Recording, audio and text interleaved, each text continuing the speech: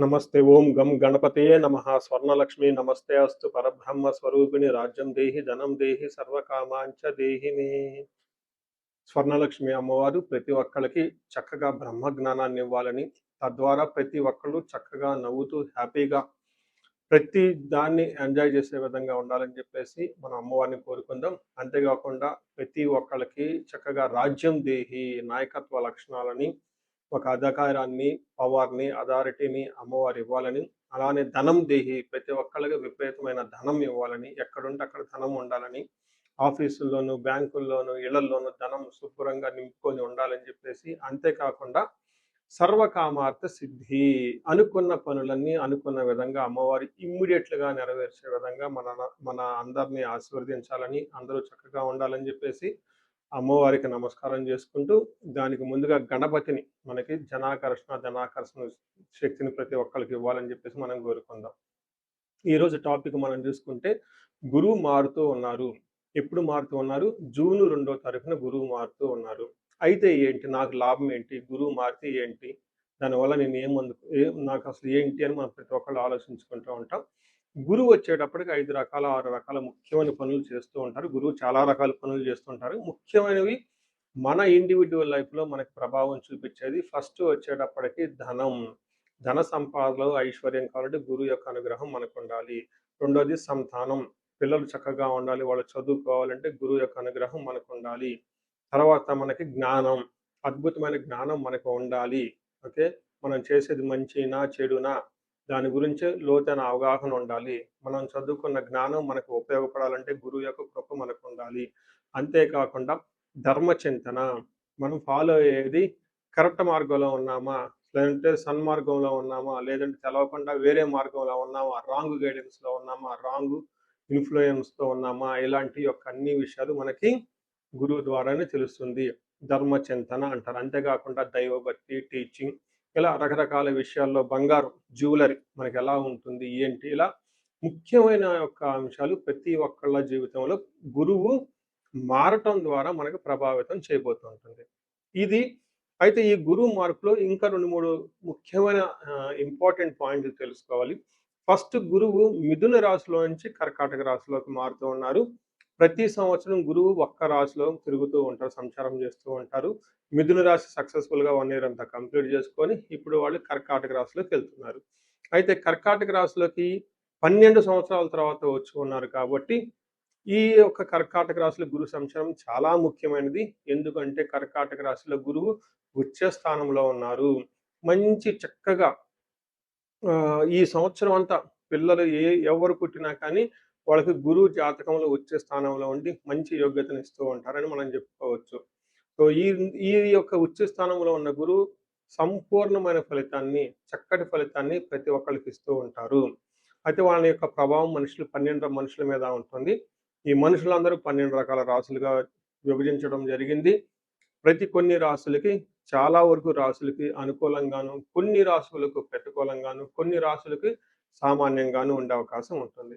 ఇప్పుడు మనం గురువు ప్రతి ఒక్కళ్ళ రాసులకి మేష నుంచి మీన వరకు ఎలాంటి ఫలితాన్ని ఇస్తూ ఉంటారు?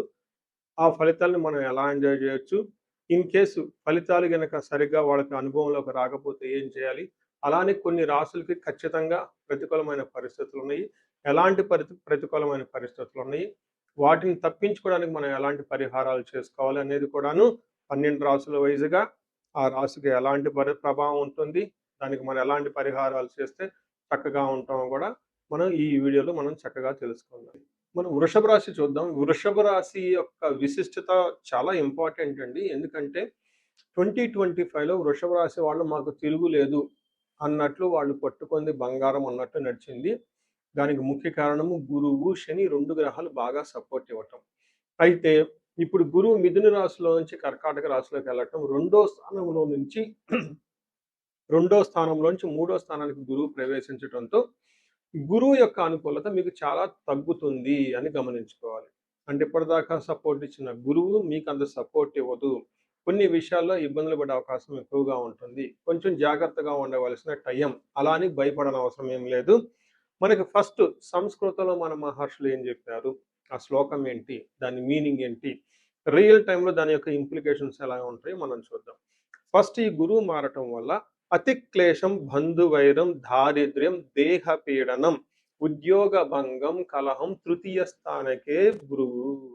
తృతీయ స్థానకే గురువు అని మనకు చెప్తూ ఉంటారు సంస్కృతంలో. దాని మీనింగ్ ఏంటంటే ఫస్ట్ ఇది మనకి మీనింగ్ తెలుసుకుందాం. అతిక్లేశం కొంచెం విపరీతంగా శ్రమ పడవలసి ఉంటుంది. ఇంతకుముందులాగా స్మూత్‌గా మీకు గురువుకి సంబంధించిన ముందుగా చెప్పుకున్న విషయాల్లో స్మూత్‌గా ఉండదు. అతిక్లేశం, బంధువైరం, బంధువులతో గొడవ పడే అవకాశం ఎక్కువగా ఉంటుంది. అన్నదమ్ములు కానివ్వండి, భార్య తరపున బంధువులు కానివ్వండి, పుట్టింటి తరపున వాళ్ళు కానివ్వండి, బంధువులతో అనవసరమైన మనస్పర్ధలు వచ్చే అవకాశం ఎక్కువగా ఉంటుంది. దారిద్ర్యం అంటే మనకు గురువు ధనాన్ని ఫ్లోగా ఇస్తూ ఉంటాడు కాబట్టి ధన ప్రవాహం ఇంతకు ముందులాగా మీకు అనుకూలంగా ఉండదు. ధనానికి ఇబ్బంది పడుతూ ఉంటారు. దేహ పీడనం, కొంచెం శారీరకంగా అలసట ఉండే అవకాశం ఎక్కువగా ఉంటుంది. ముఖ్యంగా బాగా గమనించుకోవాల్సింది ఏంటంటేనండి ఉద్యోగ భంగం. అంటే బంధువులతో గొడవలున్నా పర్లేదండి. ఓకే. ధనానికి ఇబ్బంది పడుతున్నా పర్లేదు. హెల్త్ ఏదో ఒక విధంగా జిమ్, ఫిట్‌నెస్ అన్నీ చేసుకుంటాం. ధనం ఇది ఇక్కడ చాలా ఇంపార్టెంట్. ఎందుకంటే మనం ఉద్యోగం అవన్నీ చక్కగా చేస్తూ ఉంటాం కాబట్టి ధనం రావాలన్నా ఉద్యోగం ఉండాలి. అందుకని ఎప్పుడైతే మనకు ఉద్యోగం బాగుంటుందో అందులో ధనం వస్తుంది. ధనం ద్వారా మనకు అన్నీ తెచ్చుకునే అవకాశం ఉంటుంది. అయితే ఇక్కడ మీకు ఉద్యోగంలో భంగం అంటే ఉద్యోగం పోతుందని కాదండి. ఉద్యోగంలో సమ్ డిస్టర్బెన్స్ ఉంటుందని గమనించుకోవాలి. ఏ విధంగా చికాకులుండొచ్చు, తగువులుండొచ్చు. తర్వాత మీకు మీ బాస్‌కి సరైన అవగాహన ఉండకపోవచ్చు. తర్వాత గురుబలం లేకపోవడంతో మీ యొక్క అడ్మినిస్ట్రేషన్, మేనేజ్‌మెంట్ స్కిల్స్ మీకు సరైన తగినంత విధంగా ఉండదు. అంతేకాకుండా మీకున్న జ్ఞానం అప్రాపరియేట్‌గా మీకు సరిగ్గా అప్లై చేయలేదు మీ జాబ్‌లో. పర్టిక్యులర్‌గా సాఫ్ట్‌వేర్ కానివ్వండి, టీచింగ్ ఫీల్డ్‌లో ఉన్న వాళ్ళకి వాళ్ళ యొక్క జ్ఞానాన్ని మేనేజ్‌మెంట్ పొజిషన్‌లో ఉన్నవాళ్ళు, నాయకత్వ లక్షణాలు కలిగి ఉన్న వాళ్ళకి మీ యొక్క అప్రాపరియేట్ డెసిషన్స్ వీక్‌గా తీసుకోవడంతోటి ఇబ్బందులు పడే అవకాశం ఉంటుందని గమనించుకోవాలి.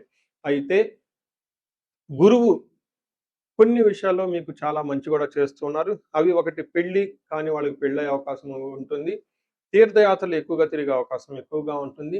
మనీ ఫ్లో అంటే ఏదైనా గనక పని చేస్తే దానికి రావాల్సిన ప్రతిఫలం మీకు చక్కగా వచ్చే అవకాశం ఉంటుంది. ఎంతైతే ఎక్స్‌పెక్ట్ చేసుకుంటారో అంత ఫలితం వచ్చే అవకాశం ఉంటుంది. మనకేం చెప్తారంటే పురాణంలో ఒక స్టోరీ ఉంటుంది. దుర్యోధనుడు మూడో స్థానంలో తన జన్మరాశి నుంచి మూడో స్థానంలో గురువు ప్రవేశించిన టైంలోనే తన రాజ్యాన్ని కోల్పోయారు. తను అప్పటిదాకా సూపర్, నేనే సూపర్ అనుకోని రాజ్యాన్ని పరిపాలన చేసిన వ్యక్తి రాజ్యాన్ని కోల్పోవలసి వచ్చింది. ఇది మనకు ఒక అవగాహన గురించి చెప్తూ ఉంటారు. ఈ పురాణంలో ఉన్న ఒక కథ.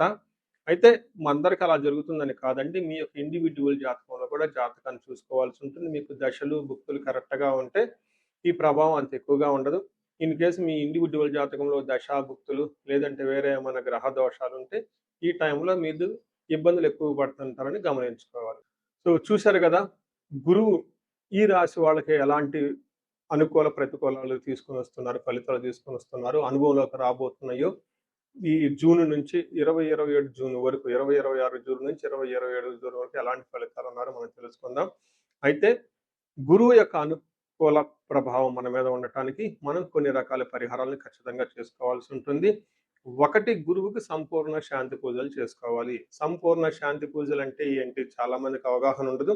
గురు గ్రహానికి మన శాస్త్రాల్లో, గ్రంథాల్లో ఏదైనా గనక ఒక గ్రహం మనకి సరిగా అనుకూలించకపోతే ఆ గుర ఆహ్, ఆ యొక్క గ్రహం యొక్క ఆహ్, మనం ప్రతికూల పరిస్థితుల నుంచి అనుకూలంగా మార్చుకునే ప్రక్రియ ఉంటుంది. దీనికి పరిహారాలంటారు.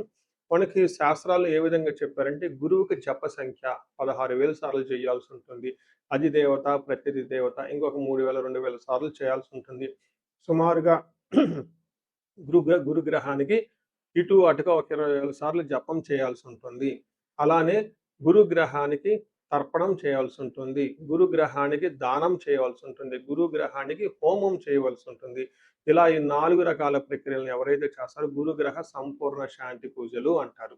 అయితే ఇండివిడ్యువల్‌గా వాళ్ళు చేసుకోవటం కష్టం కాబట్టి సద్బ్రాహ్మణుల్ని, దేవాలయాల్లో ఉన్న పండితుల్ని లేకుంటే గురువు యొక్క మంత్రాన్ని తీసుకొని వాళ్ళు కొన్ని లక్షల సార్లు, వేల సార్లు ఉపాసన చేసి చక్కగా సాధన చేసిన వాళ్ళ దగ్గరికెళితే ఆ మంత్రం వాళ్ళ ద్వారా సిద్ధించి గురువు యొక్క అనుకూలం మీకు అనుకూలంగా ఉంటుంది. ఇది కాకుండా గురువుకి సంబంధించిన దేవాలయాలు ఉంటే మేధా దక్షిణామూర్తి కానివ్వండి, లేదంటే హయగ్రీవ సంబంధించిన దేవాలయాలు చక్కగా విజిట్ చేయటం చాలా మంచిది. ఇంకా ముఖ్యంగా గురు గ్రహం యొక్క శాంతికి మీరు ఆశ్రమాలు చక్కగా విజిట్ చేయొచ్చు. భగవద్గీత, పురాణాలు, వేదాలు, వేదాంతాలు ఇలా యాన్షియంట్ స్క్రిప్చర్స్ పురాతనమైన గ్రంథాలను తెలుసుకొని అర్థం చేసుకుంటే చాలా బాగుంటుంది. గురుగ్రహ శాంతి గురించి ఇంకొకటి ముఖ్యమైనదంటే మీకు చదువు చెప్పిన గురువుల్ని వాళ్ళ దగ్గర ఆశీర్వాదం తీసుకోవడం చాలా ఇంపార్టెంట్. సాధువుల్ని, తర్వాత మీ ఇంటికి ఎప్పటి నుంచో అనాదిగా ఉన్న పురోహితులు, బ్రాహ్మణులు వాళ్ళు మీకు మంచి చెడు చెబుతుంటారు. అలాంటి వాళ్ళని మీరు సత్కరించటం, గౌరవించటం, వాళ్ళకి దక్షిణలు ఇవ్వటం ఇవన్నీ చేస్తే గురువు యొక్క గురు గ్రహం యొక్క అనుకూలం మీకు అనుకూలంగా ఉంటుంది. అంతేకాకుండా గురువు యొక్క అనుకూలమైన పరిస్థితులకి మీరు గురువులకు సంబంధించిన దత్త చరిత్ర చదువుకోవటం ఇంకా చాలా బాగుంటుంది. ఇంకా మీరు ఆశ్రమాలలో గనక కొన్ని రోజులు గనక టైం స్పెండ్ చేయగలిగితే అక్కడ యోగా చేయటం, మెడిటేషన్ చేయటం ఇవన్నీ చేస్తూ ఉంటే గురు గ్రహం యొక్క బలం పెరిగి ఇప్పటిదాకా మనం చెప్పుకున్న పరిస్థితుల్ని చక్కగా ఇంకా మంచి అద్భుతమైన రిజల్ట్ వచ్చే అవకాశం ఉంటుంది. ఇన్ కేసు ప్రతికూలమైన పరిస్థితులు ఉన్నా కానీ ఆ ప్రతికూలమైన పరిస్థితులను అధిగమించి చక్కగా లైఫ్ అంతా ముందుకెళ్ళటానికి అంత అవకాశం ఉంటుంది. ఈ సంవత్సరం ఈ గురువు యొక్క కర్కాటక రాశిలో ఉన్నంత వరకు 12 రాశుల వారికి చక్కగా అష్టైశ్వర్యాలు కలగాలని, భోగభాగ్యాలు కలగాలని చెప్పేసి చక్కగా ఉండాలని చెప్పేసి నేను కోరుకుంటున్నాను. నమస్తే.